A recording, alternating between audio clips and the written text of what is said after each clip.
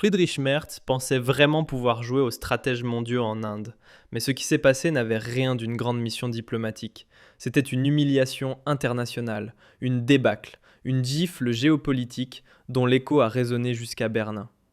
Alors que l'Allemagne se désagrège de l'intérieur en ce mois de janvier 2026, coupure de courant dans la capitale, faillite d'entreprises, inflation galopante, système social au bord de la rupture, le chancelier préfère endosser le rôle de missionnaire mondial, pour l'Ukraine, pour l'Occident, pour ce qu'il appelle la communauté des valeurs.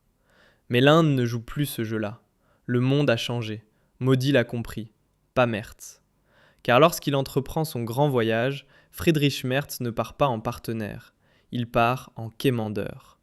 Et c'est exactement ainsi qu'il fut traité, à Ahmedabad, à New Delhi, dans les médias, lors de la conférence de presse. L'Europe est en danger, clame-t-il avec gravité, et Modi, à ses côtés, sourit doucement et ne dit rien.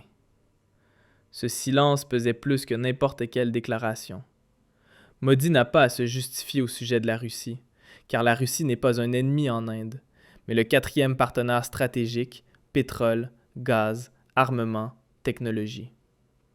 L'axe Moscou-Delhi est solide, inébranlable, et Merz débarque de Berlin avec l'ambition de saboter, en une seule visite, un partenariat forgé depuis des décennies. On se demande vraiment, dans quel monde vivent ces politiciens allemands? La Russie et l'Inde concluent chaque année des accords à hauteur de centaines de milliards. L'Allemagne, à peine 30 milliards d'euros d'échanges commerciaux. Une plaisanterie. Un nain économique face à ce que représente la Russie pour l'Inde. Et pourtant, Merz pense pouvoir faire basculer Modi dans le camp occidental. Ce n'est pas juste embarrassant, c'est de la médialomanie, du déni de réalité à l'échelle diplomatique. Et Modi, lui, le laisse s'enliser. Courtois, mais glacial. Conférence de presse, caméra, projecteur. À côté, Merz, le prêcheur venu d'Occident. Tandis que Poutine et Modi s'enlacent comme deux frères, Merz a l'air d'un fonctionnaire néocolonial égaré, incapable de lire les rapports de force. Et puis, c'est la douche froide. Modi emmène Merz à l'ashram de Gandhi. Chaussures ôtées, en chaussettes dans le musée, puis direction le festival des cerfs-volants. Un spectacle où Merz semblait aussi à sa place qu'un conseiller bancaire dans une rave à Goa. Cette mise en scène symbolique n'avait rien d'un hasard. C'était un acte de défi soigneusement orchestré. Et il a fait mouche. L'Inde le dit clairement. On ne joue plus à vos jeux moralisateurs. Et comme si cela ne suffisait pas, une deuxième bombe éclate peu après. Le ministre des Affaires étrangères indien prend la parole et le dit sans détour. Nos décisions sont prises dans l'intérêt national, pas à travers le prisme d'un pays tiers. Point final. Pas d'explication, pas d'échappatoire, juste une vérité brute. Et Merz, il se tait, car il sait qu'il a échoué, et il sent que l'opinion publique allemande commence à percer à jour cette politique de façade. Pendant ce temps, que font l'Inde et la Russie? Elles renforcent leur axe économique. L'Inde importe du pétrole brut russe à bas prix, le raffine, puis le réexporte vers l'Europe, y compris vers l'Allemagne. Oui, vous avez bien lu. Tandis que Merz prêche des sanctions contre Moscou à Berlin, les entreprises allemandes achètent des produits pétroliers russes retravaillés en Inde. Une immense opération d'illusion, et tout le monde détourne le regard. Mais les chiffres, eux, ne mentent pas. Les importations allemandes de pétrole raffiné en provenance d'Inde ont explosé ces dernières années. Et Merz feint d'y voir un succès, une stratégie rusée. En réalité, c'est un aveu d'impuissance.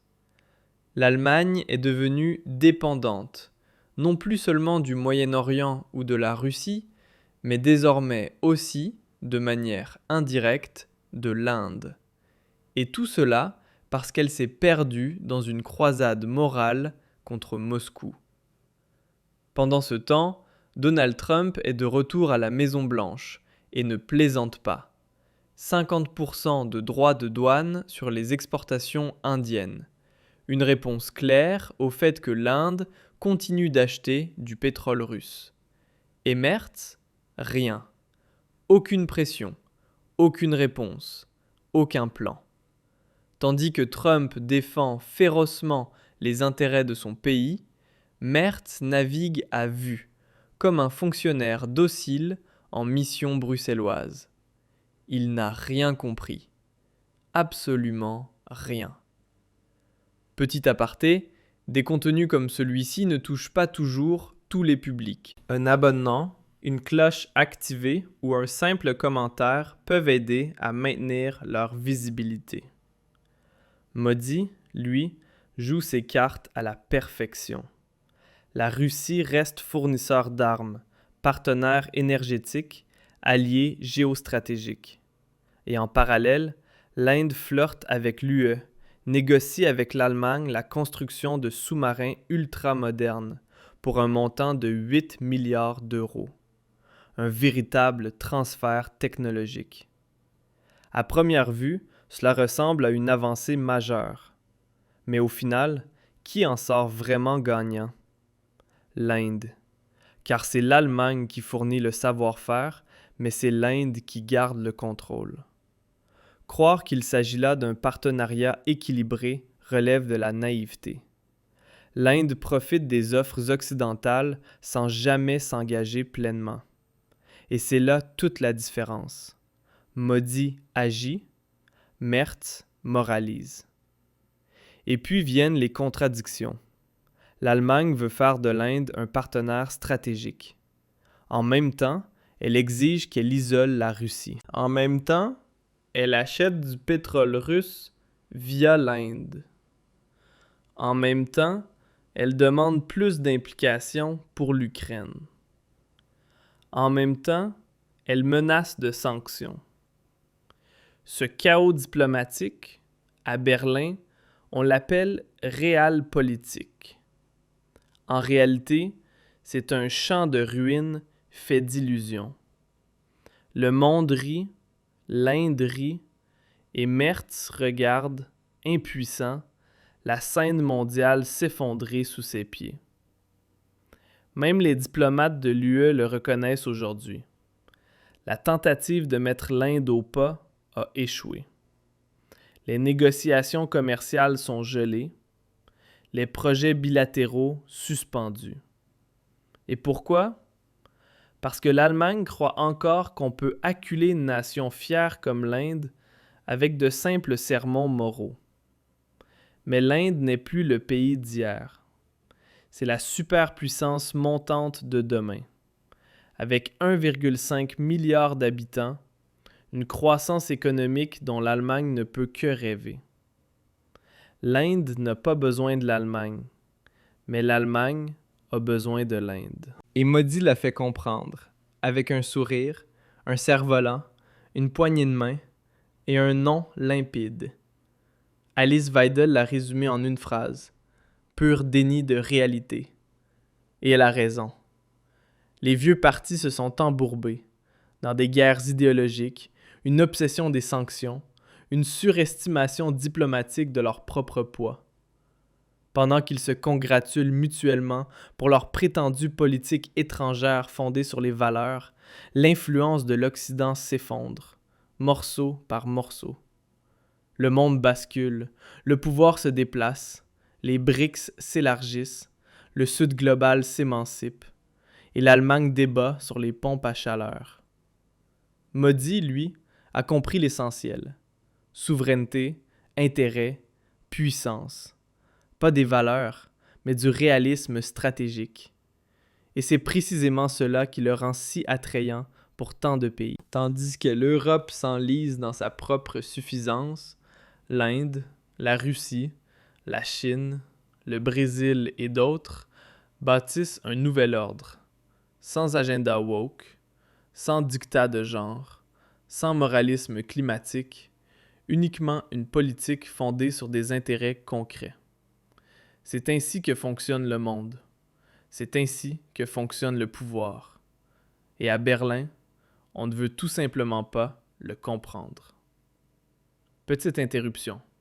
Pendant que vous regardez cette vidéo, le gouvernement prépare des mesures qui vont vous concerner, que vous le vouliez ou non. La question est, avez-vous un plan? Si ce n'est pas le cas, cliquez sur le lien sous cette vidéo. Notre nouveau système de préparation aux crises vous montre comment vous protéger juridiquement, financièrement et concrètement avant que la prochaine grande décision ne tombe. En 2026, ne pas être préparé ne sera plus une excuse. Résultat, Friedrich Merz se retrouve isolé. Chez lui, il dégringole dans les sondages. Ce voyage en Inde, pensé comme un coup d'éclat, tourne au désastre diplomatique. Et cela a des conséquences, car sans succès à l'international, on perd aussi en crédibilité nationale. Tandis que la CDU sous Merz chancelle, un parti monte en puissance, l'AfD. Celui qui dénonce depuis des années ses errements géopolitiques. Celui qui met en garde contre l'autodestruction par idéologie diplomatique. Et qui affirme haut et fort « l'Allemagne d'abord, ni l'Ukraine, ni l'UE, ni la morale globale ». Conclusion, ce qui s'est passé en Inde n'était pas un incident, c'était un tournant. Le symbole de la perte d'importance d'un pays autrefois locomotive économique, désormais perçu comme donneur de leçons moralisateurs.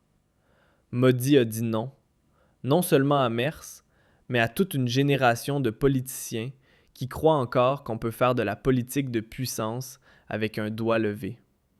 Cette époque est révolue. Pensée amicale à tous ceux pour qui démocratie ne rime pas avec censure. Partagez cette vidéo, commentez, abonnez-vous, car si vous pensez que c'est déjà beaucoup, accrochez-vous. Le monde tourne plus vite que Merz ne peut suivre. Et la vraie question est, qui aura encore une place à la table? Et qui aura déjà été écarté de l'échiquier?